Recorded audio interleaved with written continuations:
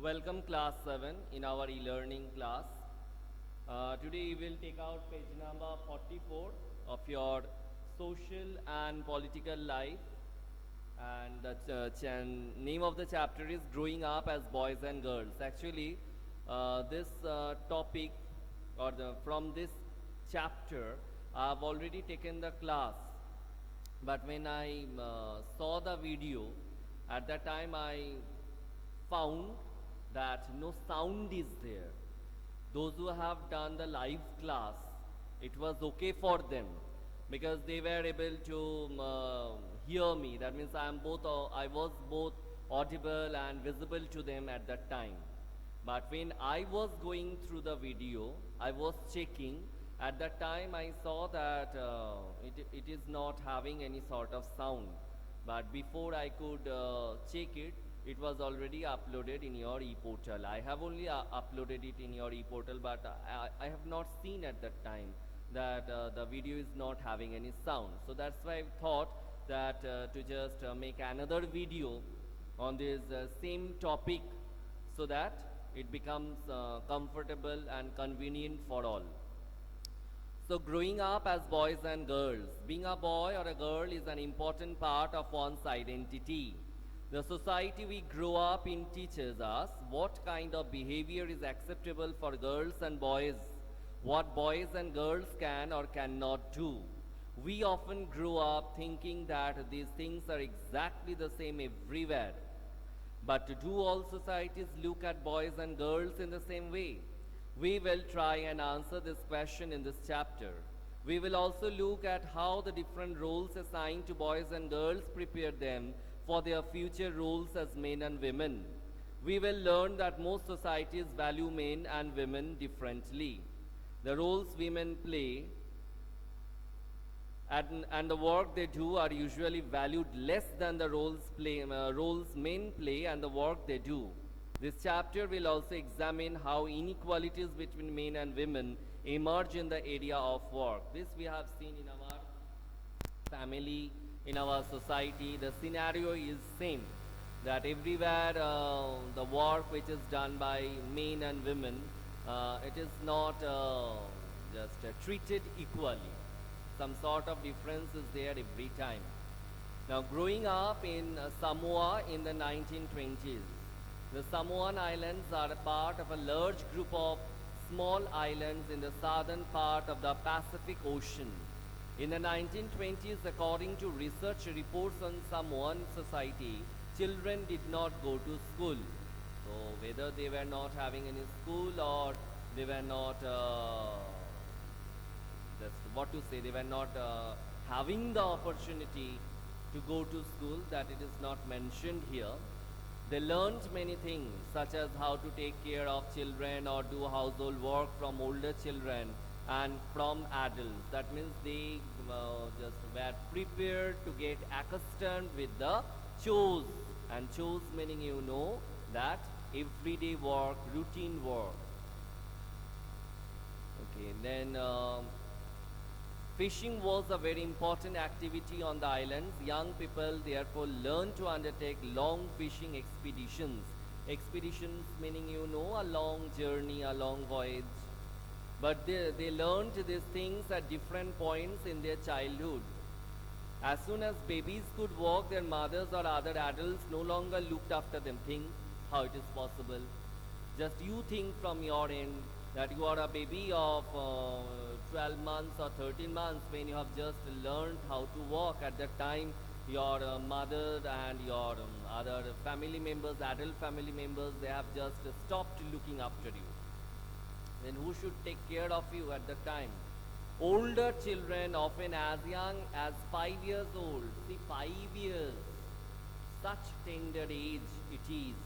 And at that time, these young children of 5 years, they used to take care of these children who might be of 12 months or 13 months old. That means they have just learned how to walk.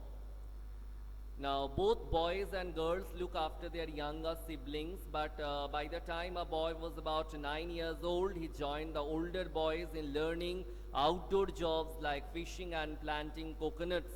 Girls had to continue looking after small children or do errands for adults till they were teenagers. Errands means when they have to go for a short trip or a short journey to deliver something or to just convey any message for others. And this works they used to do for the adults.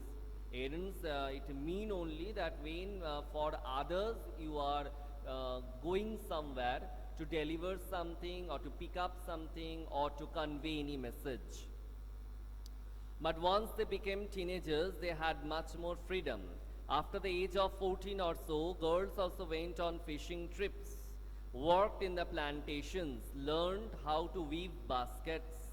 Cooking was done in special cooking houses where boys were supposed to do most of the work while girls helped with the preparation. So boys, they had to do the most of the work, and girls, they used to help with the preparations during the time of this cooking. Now, growing up male in Madhya Pradesh in the 1960s, the following is adapted from an account of experiences of being in a small town in Madhya Pradesh in the 1960s. From class 6 onwards, boys and girls went to separate school. It is separate from your school because your school is a co-ed school or co-educational school. The girls' school was designed very differently from the boys' school. They had a central courtyard where they played in total seclusion. Seclusion meaning in a very private manner. And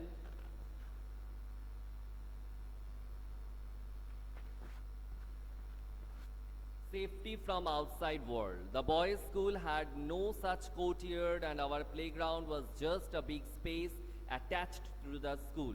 Every evening once school was over, the boys watched as hundreds of schoolgirls crowded the narrow streets. As these girls walked on the streets, they looked so purposeful. That means they will not look here and there. They will not wait for anybody standing on the road, or they will not try to play any tricks over there. From the school, they will straight go to home, and from home, they will straight come to school. So they looked so purposeful. That means they were busy, and they don't have or didn't have any time to spend standing there on road or out on road. So this was unlike the boys who used the streets as a place to stand around idling, to play, to try out tricks with their bicycles. For the girls, the streets was simply a place to get straight home. The girls always went in groups, perhaps because they also carried fears of being teased or attacked. So for this reason, because of this fear, they didn't stand on the road. They didn't stand to try out any trick or to wait for any friend or to do any sort of other works, but they straightly went back to their home or from home to school, because they were having the fear in their mind that they might become, that means they can be teased or they can be attacked. And always they moved in groups. Better to say they could be attacked or they could be teased. After reading the two examples above, we realize that there are many different ways of growing up. Often we think that there is only one way in which children grow up. This is because we are most familiar with our own experiences. If we talk to elders in our family, we will see that their childhood was probably very different from ours. You can come to know about this from just by asking your grandparents about their lifestyle during their childhood, or your parents, how they have just enjoyed or they were not able to enjoy their childhood. You can ask them, and from them only you will gather the experience that what is the difference or what are the differences. We also realize that societies make clear distinctions between boys and girls.